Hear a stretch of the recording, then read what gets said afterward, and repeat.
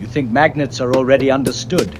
You've seen them your whole life, on refrigerators, in toys, in classrooms. You think they belong to the category of simple things. You imagine a force, a pull, a push. You imagine invisible lines doing invisible work. You imagine that if someone asked you why magnets work, you could at least gesture in the right direction. You will accept that feeling. You won't inspect it too closely. You can't deny how familiar it feels.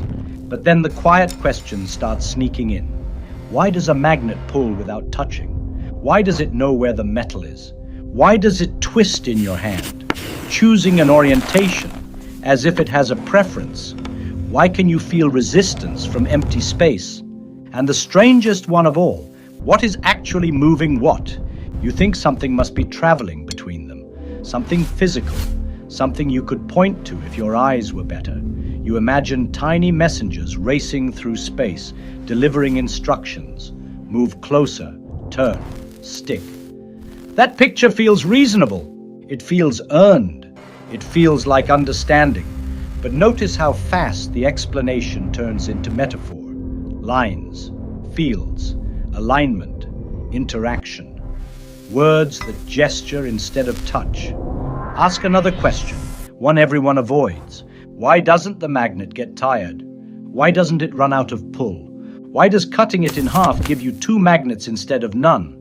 Why can't you isolate a North Pole?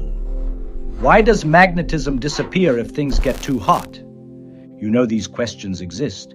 You've felt them hover.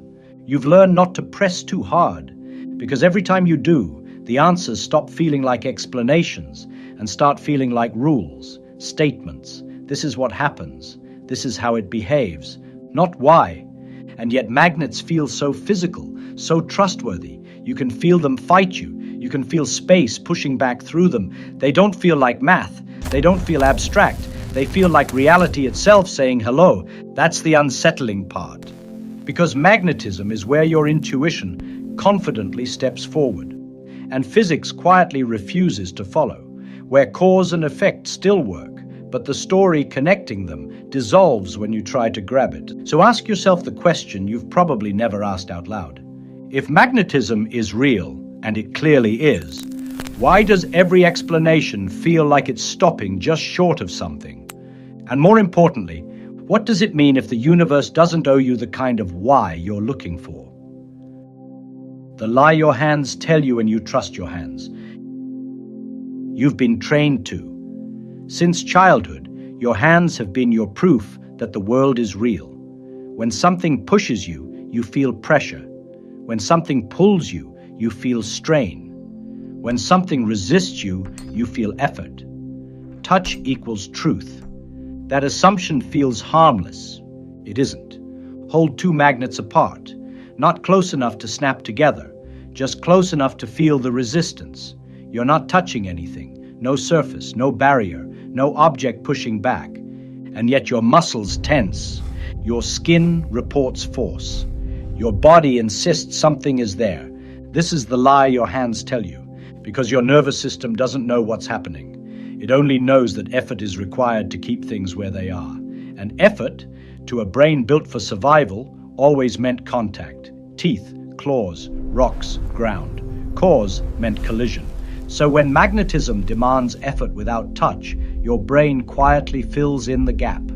It invents a shove, a pull, a hidden grip. You don't notice the invention. You feel certainty instead.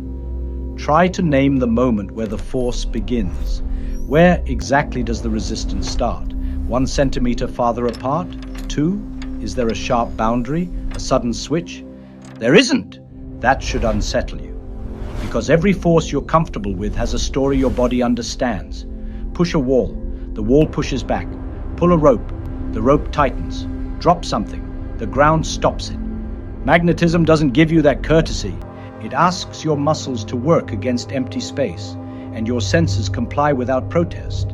They report the feeling, not the explanation. They don't care why effort is required, only that it is. So you conclude something simple. There must be something there. That conclusion feels modest, reasonable, almost boring, but it's the first wrong step. Because the sensation in your hands is not evidence of a mechanical cause. It's evidence of your body responding to constraints it cannot visualize. The force you feel is real. The story you attach to it is optional. And physics does not choose your stories for you. This is where magnetism quietly breaks your intuition. Not with equations, not with abstraction, but by exploiting the one sense you trust the most. It lets you feel certainty while giving you no object to blame. Once you notice this, something shifts. You realize the feeling of understanding is not the same as understanding. You realize that "I can feel it" is not an explanation. It's a confession. A confession that your mind expects the universe to behave like things you can grab. Magnetism does not, and it never promised it would. The seduction of invisible lines. You imagine lines. You don't even realize you're doing it. The moment someone says magnetic field, your mind draws something. Curved arrows, loops flowing from north to south, a neat, elegant picture hovering around the magnet like a halo. You've seen it so many times you mistake it for reality. You think those lines are out there. You think space is filled with them. You think they exist even when no one is looking. You can't deny how natural that feels. But stop and ask the uncomfortable question. Where are the lines exactly? Can you cut one? Can you point to one? Can you find the place where one begins or ends? If you move the magnet, do the lines move like threads being dragged through space? Or do they simply update? You already know the answer. You just don't like it. Because those lines are not things. They are not structures. They are not hidden wires stretched across the universe. They are bookkeeping. They are how humans keep track of behavior without understanding cause. Think about a weather map. You've seen arrows showing wind direction, swirls for storms, bands of pressure. But no one believes those arrows exist in the sky. Planes don't collide with them. Birds don't perch on them. The map is not the wind. Magnetic field lines are the same kind of lie. A useful one, a powerful one, but still a lie. They tell you what would happen if something were placed there, not what is there. Yet your intuition betrays you. The lines feel physical because they are drawn like physical things. They curve, they bend, they crowd together where the force feels stronger. Your brain reads density as substance. You mistake prediction for presence. Ask another question people rarely ask. If field lines are real, why do they change instantly when the magnet moves? What's rearranging? What's carrying the update? There is no answer that doesn't quietly abandon the picture. And physics knows this. That's why no experiment has ever detected a magnetic field line by itself. You only see effects, motions, deflections, torques. The lines appear after the fact, sketched in to summarize behavior you already observed. They are not the cause, they are the receipt. But once you accept the diagram as reality, something dangerous happens. You stop asking deeper questions. You say, the field did it, the way someone says, gravity did it, as if naming the rule explains the reason. It doesn't. The lines are a story we tell ourselves so our intuition can stay calm. So we can pretend space is filled with something familiar, paths, curves, directions, rather than admitting that space itself may be participating in the interaction. This is wrong. Not because fields aren't useful, they are indispensable, but because the comfort they give you is borrowed, not earned. Magnetism hasn't become intuitive here. You've just learned how to stop noticing that it isn't. When explanation quietly becomes description, you think you're getting answers. That's the subtle trick. At some point, the questions about magnets stop feeling dangerous. You're given equations, rules, relationships. If the distance changes, the force changes. If the orientation flips, the direction reverses. Everything behaves exactly as predicted. It feels like progress. But notice what just happened. You stopped asking why and started accepting what. This shift is so smooth you barely register it. No one announces it. No alarm goes off. One moment you're curious, the next you're satisfied. The math works. The experiments agree. The story feels complete. It isn't. Imagine someone hands you a perfect rulebook for a game you've never seen. Every move, every outcome, no contradictions. You can predict every match flawlessly. Now ask a different question. Why does this game exist at all? The rulebook goes silent. Physics does this with magnetism. You are taught how magnetic forces scale, how they combine, how they propagate. You learn to calculate torque, energy, alignment. You learn what will happen in every situation that matters. But nowhere in those equations is there a sentence that says, "This is why the universe allows this interaction to exist." That absence is not accidental, because explanation, as your intuition demands it, is not part of the system. The equations don't push, they don't pull, they don't cause. They describe patterns that never fail, and description feels like explanation when it's accurate enough. Ask yourself something unsettling. If equations explain magnetism, why don't they feel like causes? Why does solving them never give you the sensation of, "Now I see it"? Why do they predict without satisfying? The answer is uncomfortable, because prediction is not the same thing as understanding. It just masquerades as it when it's reliable. Think about tides. Long before anyone knew about gravity, people could predict them. Tables, cycles, rules.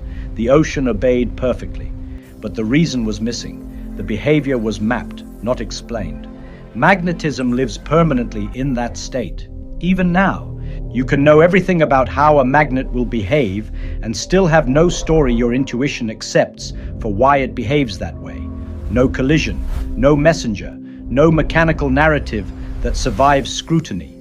Physics doesn't hide this, it just doesn't emphasize it. Because the moment you notice the difference between explanation and description, the ground shifts.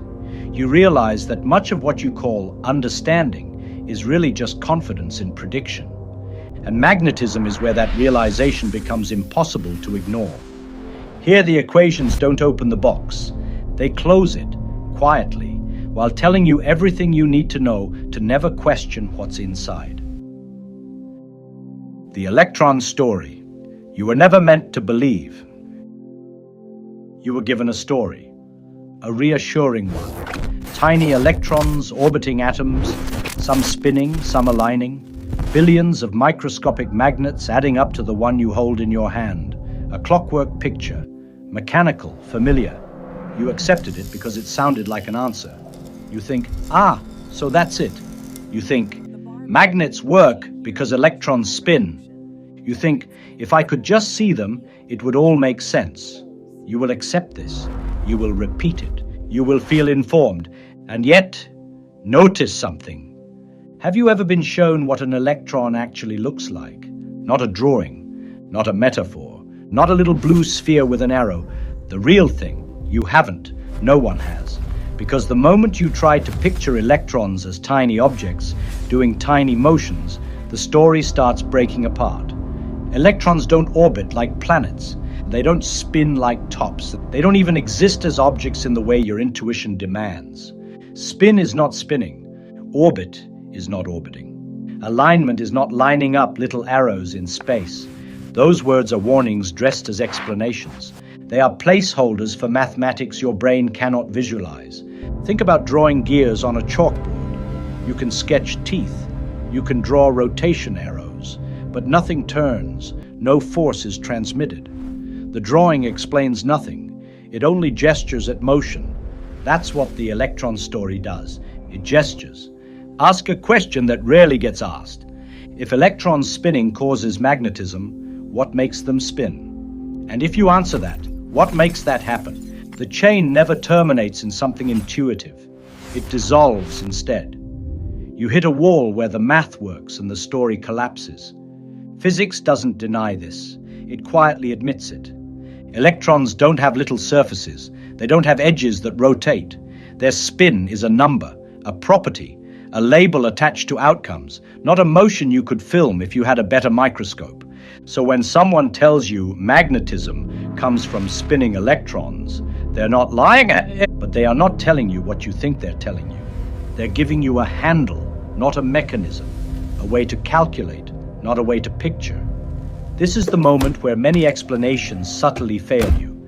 They borrow everyday language, spin, alignment, orientation, to smuggle abstract structure into your intuition. Your brain nods along, grateful for the familiarity.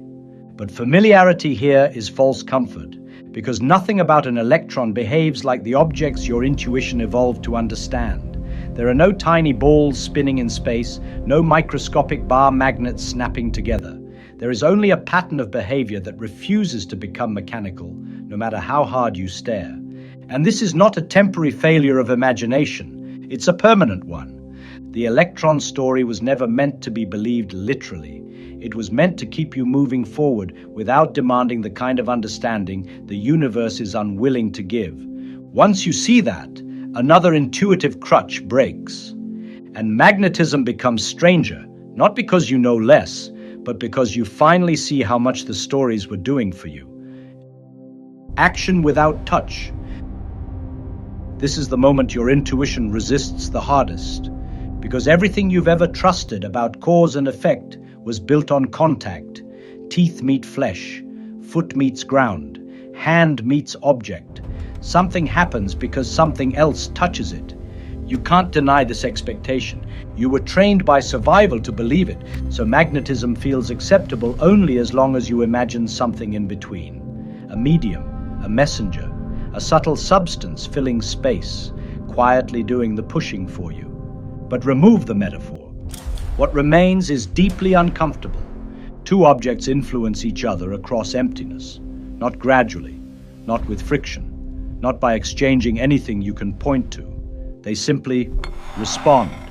Ask the question that keeps getting dodged. How does one magnet know the other is there? Not eventually, not after a delay. Right now, there's no sound traveling, no particle you can catch in a net, no handshake in the middle.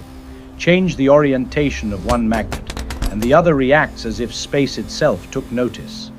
You want to say something passed between them. Physics refuses to confirm that in the way you want. Think about a remote control. You press a button. A TV across the room responds. You don't see anything travel, but you accept it because you've been told there's a signal. Waves, frequencies, information. Even there, the comfort comes from imagining something moving. Magnetism doesn't give you that comfort. There is no moment where a little carrier leaves one magnet and arrives at the other to deliver instructions. There is only a relationship that exists whether you observe it or not. Try a more unsettling analogy. Think of a chessboard. One move instantly changes the meaning of every other piece. Nothing physically travels between them. No signal runs across the board. Yet the entire game state updates at once. The pieces didn't cause the rules caused the behavior. Magnetism feels less like a push and more like a constraint. Less like an interaction and more like the universe enforcing consistency. Objects don't exchange force the way colliding balls do. They adjust to conditions they did not create. That distinction matters, because once you accept action without touch, you're forced to admit something radical. Cause and effect may not always be mediated by things moving through space. Sometimes, the structure of space itself participates. This is where many explanations quietly stop. They replace mechanism with acceptance. They say, this is just how fields work, and hope you don't ask what a field is in physical terms.